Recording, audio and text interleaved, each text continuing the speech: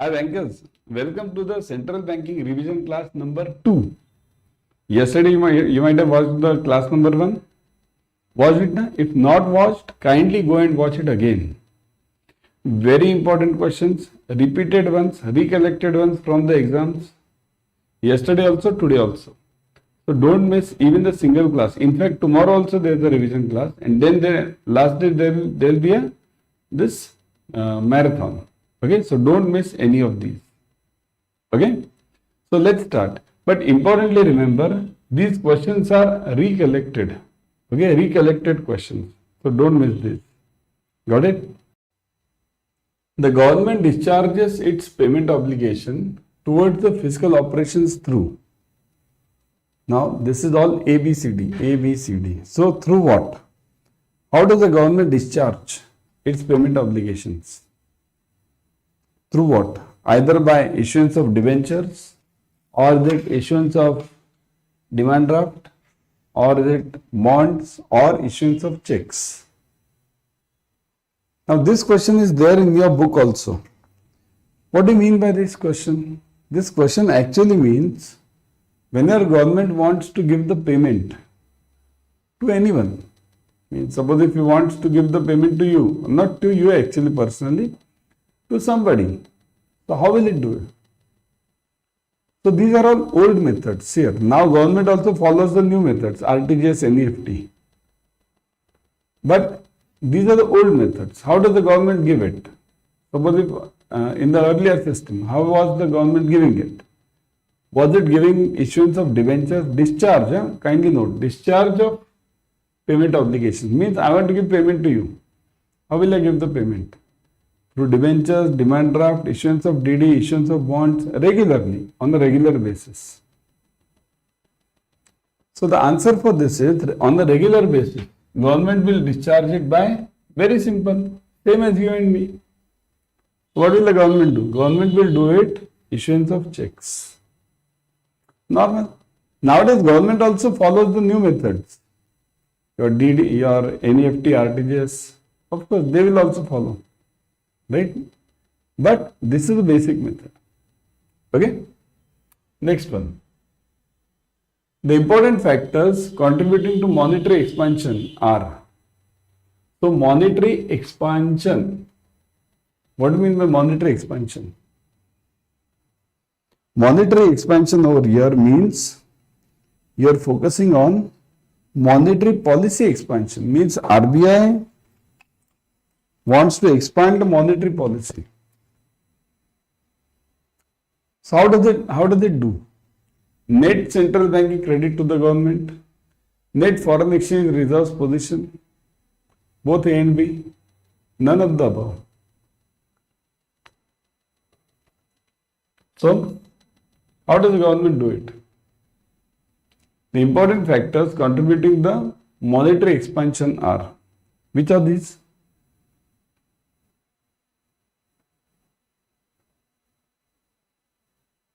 Yes, think over it. Is it both? Or is it only Forex? Is it only central banking credit to the government? Or what is it? See here, the answer is monetary expansion you are talking of. Whenever RBI is focusing on monetary expansion, it has to look at both the things. Number one, central bank credit to the government, how much the credit is given to the government here. Ultimately, whenever RBI wants to expand the economy means expand monetary base. Means it will reduce the CRR, it will reduce the repo rate. By this, what does it do actually? By reducing, what does it do actually? Whenever CRR is reduced, kindly note, whenever CRR is reduced, what happens? There is more money flow in the system. Means banks will have to give lesser money to RBI than in CRR. What do? They keep certain portion, right? So that much portion will be lesser. So what will the banks do with that money which they have extra? Even if repo, if the RBI reduces the repo rate, what will it do? Extra money will go to the banks. What will the banks do? In both reduction in CRR and reduction in repo, in both the things, one common thing happens. That is, money flows to the system, more to the public through loans. Because of these loans, what happens? If people get more loans, right, they will buy more. They will definitely buy more. So what will happen? They will buy more, GDP will increase. Right? So GDP will increase means what? What happens by increasing the GDP? So government will tell the world, kindly note my sentences. Government will tell the world that, see, my GDP is growing up now. Okay? So as my GDP is growing up, I can give you better returns. So in that case, what happens? Government tells the world, my GDP is growing, I will give you better returns. So government will issue the bonds to the world. Many other central banks, many other private agencies. Okay, and these bonds form the base, and these are purchased by those other agencies. Kindly note, how does the RBI handle the government credit? How does the government bank, RBI gives the credit? See, the transaction is very simple, as you and me. Suppose if I want a credit, I want a loan from your bank, what will you do? You'll ask me, sir, give me some security, then only I'll give you the loan. RBI also says the same thing, give me some security, only then I'll give you the loan. What is the security for the government? Government doesn't have land. It has land, but it doesn't give land for RBI, for security. So government will give what? Government will give the bonds which are purchased by others. Kindly note, the bonds which are purchased by others, any other country, means central bank, some private company, anyone. Bonds issued by the government and purchased by others. So those can only be kept as a security. Sure, any bond issued by the government cannot be kept as a security with RBI for credit. That bond should be purchased by somebody. Only then that bond has a value. If I issue a bond and nobody is there to buy it, what's the use of that bond? It's just a paper. Got this point? So whenever RBI wants to give credit, it will ask for the collateral, which are the bonds purchased by somebody. Okay, government will issue it. Government will issue it how? In fact, RBI will only issue it. RBI issues the bonds on behalf of the government, but they have to be purchased by somebody. And then RBI takes those bonds which are purchased as a collateral. Got this point very clear? Okay. So next now. So central bank credit to the government. So as the GDP increases, the credit will also increase. Number one. Number two, net foreign exchange reserves position. So that will also go up definitely. If others purchase your bonds, they'll bring in money. How will they bring in money? They won't bring in money in rupees. They'll be bringing it in some other currency, dollar, pound, anything. So this net foreign exchange reserves. So therefore the answer is both A and B. Got it? See, the concept should be very clear in your mind. Okay. Next, what are the salient points of CBDC? Now, what is CBDC basically? What is CBDC? Central bank digital currency. What is central bank digital currency? It is basically a cryptocurrency. Kindly note this, cryptocurrency. You all hear this na, scam, this crypto scam, that crypto scam. Many cryptocurrencies are coming. So even RBI has its own cryptocurrency. Now don't get afraid.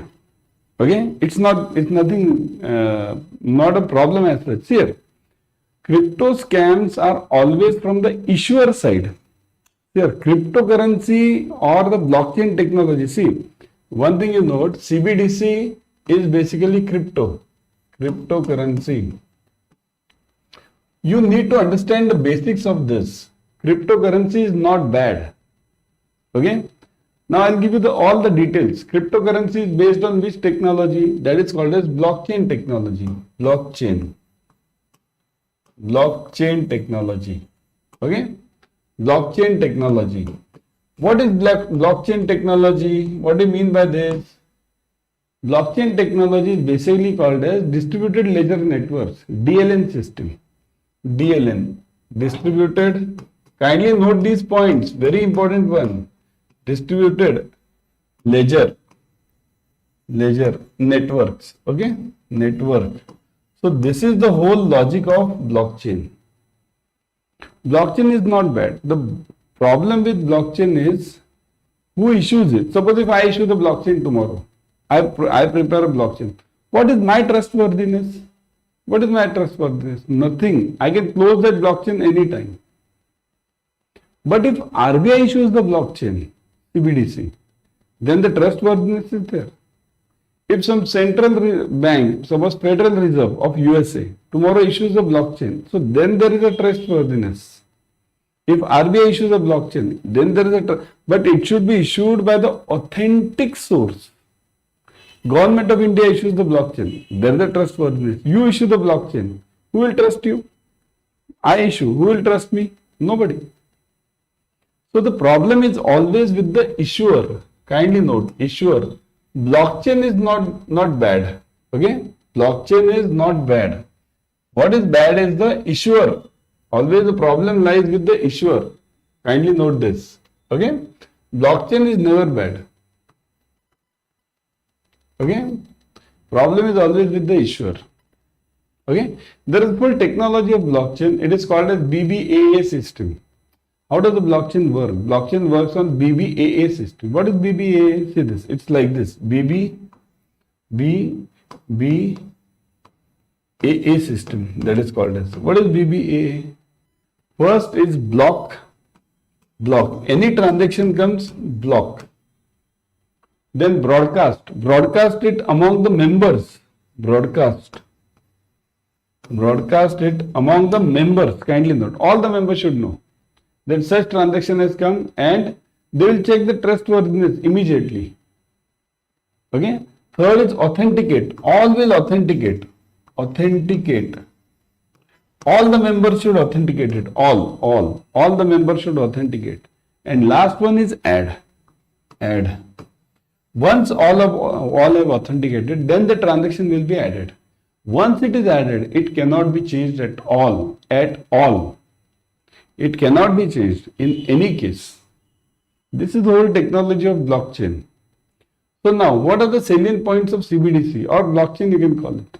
A digital banknote based on the distributed ledger. Central bank money is a liability of the central bank. What do you think should be the answer? I give you all this logic now. Now you give me the answer. What should be the answer for this?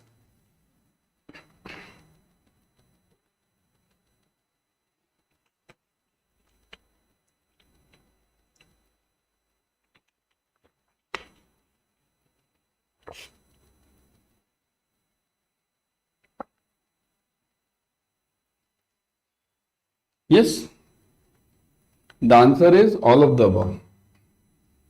Answer is all of the above. Kindly note, CBDC is the digital banknote.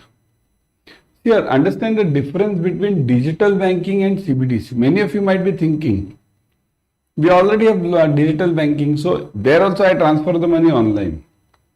Then why do I need CBDC? There also I am doing online only. So why do I need CBDC? The logic is very clear. See this, understand this logic. Even though you transfer online in digital banking, but there is a banknote which is existing. Suppose let's say I transfer 100 rupees from me to you today. Okay, online. But kindly note, there is somewhere this 100 rupees note printed by RBI. Somewhere. Means tomorrow if you want, if I want or you want, we can go to the bank and take the 100 rupee note. CBDC means this is transferred online, that is okay. Same as digital banking. But there is no printed 100 rupees note. Everything is online. That is the main point. So the cost of printing the notes is almost 11%. 11 to 12%. That is saved, isn't it? So that is the whole logic of blockchain. So it is a digital banknote based on the distributed ledger. Already I have explained you DLN.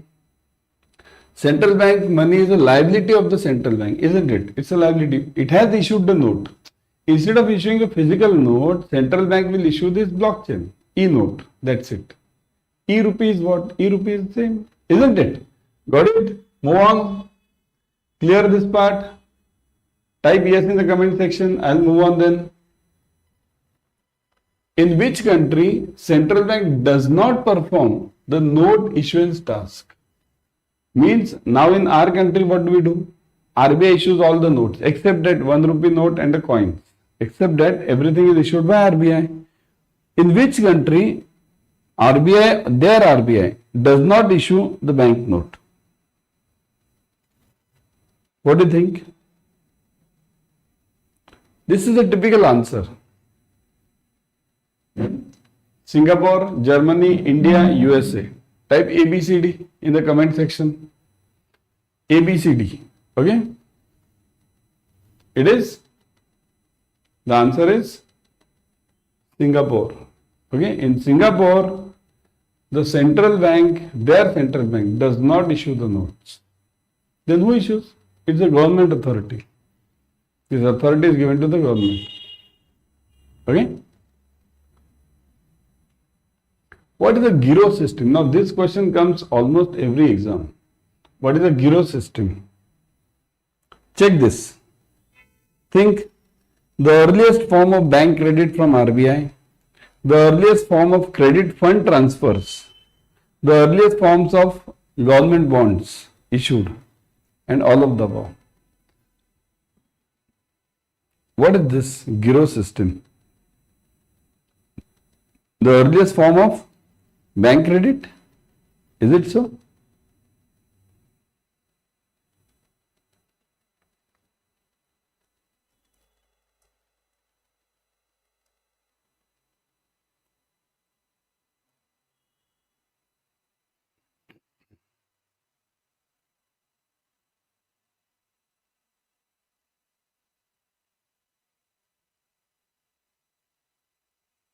See, the answer is this. Earliest form of credit fund transfers. Okay, it is basically a fund transfer mechanism. It is basically a credit fund transfer mechanism. Got it? So, see this. This was a method of transferring money electronically between bank accounts. So, same as this, as your NEFT RTGS, isn't it? Same as your NEFT RTGS. Got it? Next.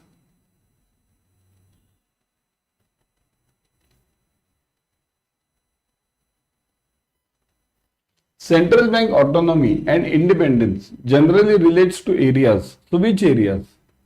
So central bank should be autonomous. Autonomous means what? Autonomous and independent. Means what? They should be able to function on their own. Nobody should interfere in their job. Otherwise what happens? Like in China, if you see Chinese government interferes a lot in their currency, in their RBI, a lot. Their central banks don't have that much independence. Chinese government, whenever it wants, it decreases the yuan value. Whenever it wants. Okay? But same case is not with us. In our case, RBI is free to operate. So central bank autonomy and independence relates to which areas? Now somebody might question, if RBI is so much free, then it will become a free tiger, then it can kill anyone. If it's that much free, government is not interfering, then is it answerable to someone or no one? Kindly note, RBI has been given the freedom, but they have been given the targets also. Like for inflation, if the inflation rises 2% above or below, then the given figure, government will ask the questions to RBI. Suppose if the inflation is 4%, target given by, suppose I am giving you, government gives the target to RBI that inflation should be around, let's say 4%. Now if the inflation goes beyond 6% or below 2%, see 2 below, 6 above, then RBI is answerable to the government. It's not that it's not answerable to anyone. It can work freely in its own work, but targets are clear. Okay? So, central bank autonomy and independence generally relates to which areas? Personal matters, financial matters, conduct of policy. Personal matters, instrument matters, conduct of policy. Instrument matters, financial matters, conduct of policy. Personal matters, financial aspects and instrument matters. Which one? Related to what? Think everyone. This question will be definitely there in your exam. Definitely. Okay? Definitely there in your exam. So the answer is personal matters, financial aspects and conduct of policy. A is the answer. A. A. Personal matters, financial aspects and conduct of policy. Now, what are personal matters? Personal matters means not like you and me personal matters. Some family problem, not this. Appointment of employees. Okay, that is the basic personal matter. Giving the promotions, all these things. Okay, so that is personal matters. Financial matters means you know now, financial aspects and conduct of policy. How to design the policy means this MPC committee that designs the whole policy. Government doesn't interfere. Of course, government will have a nominee in that MPC committee, but that is a nominee. That nominee will act like others. There are total 6 members in the MPC committee. Kindly note. Okay. The details will be given later whenever the question comes. So, RBI has independence in this personal matters, financial aspects and conduct of policy. Got it? Next one. Personal independence of RBI refers to, now see this, just now I told you, personal matters means what? It refers to appointment and term of office, dismissal procedure of top central bank officials and the governing board, both A and B, either A or B but not both. So now, personal matters I told you just now, it relates to appointment of all the senior officers, okay, appointment and term of the office. So A is true. What about B? B should also be true because here RBI is an organization. If it wants to remove someone, why should it ask the government? After all, it's an organization in your bank.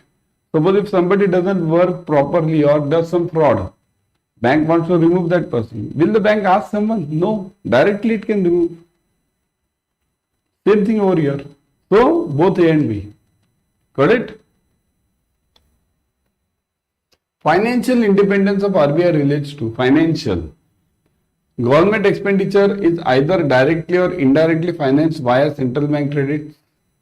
Monetary policy of RBI, and both A and B in either A or B. Think.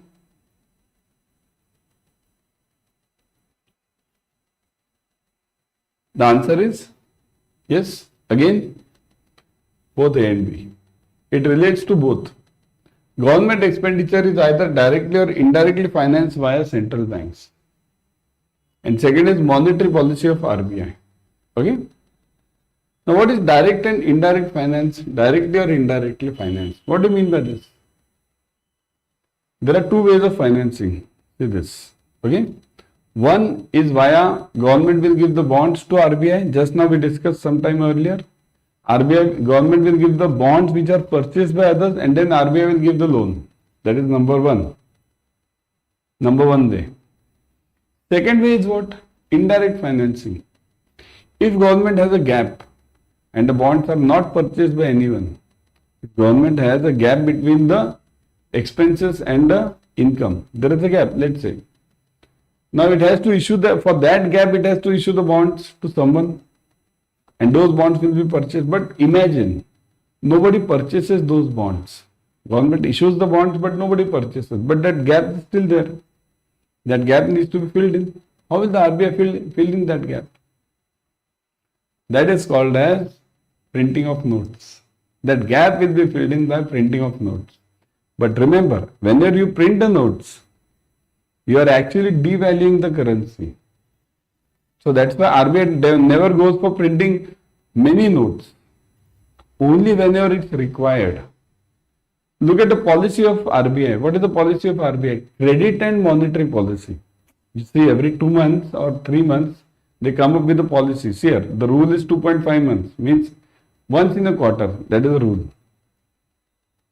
So RBI comes up with this policy, and that policy is called as credit and monetary policy. First is credit, then it's monetary. Monetary means cash, notes. Credit means these bonds. So first, always the market is of credit, then notes.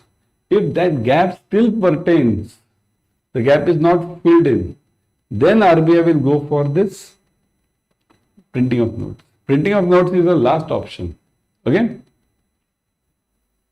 And next is monetary policy of RBI. So monetary policy of RBI means RBI will prepare its own policy, isn't it?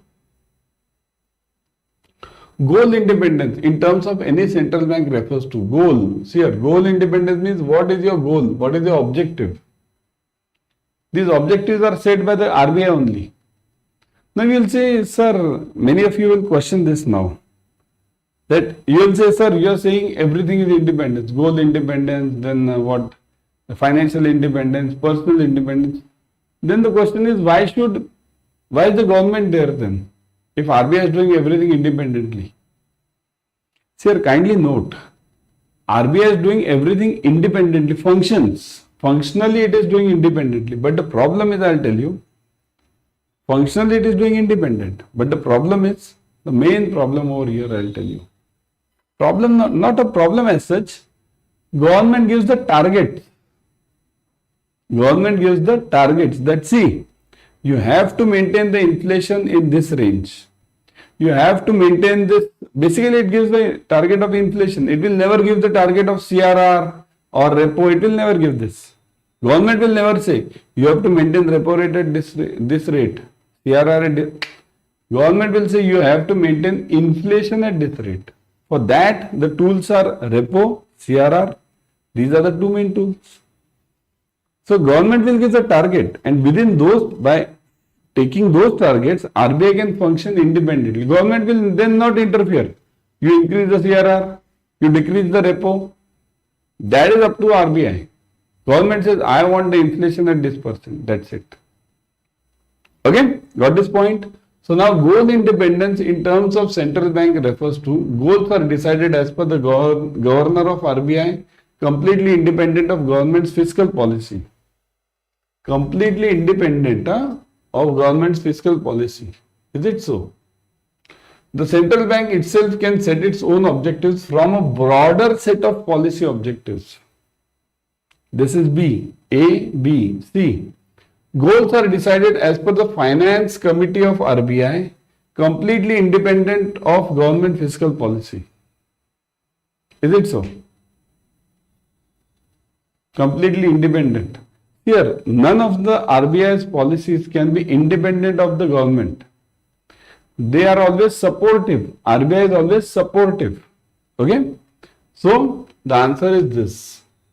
From the broader perspective, set of policies. Okay? This is the answer. From a broader set of policies. Got it?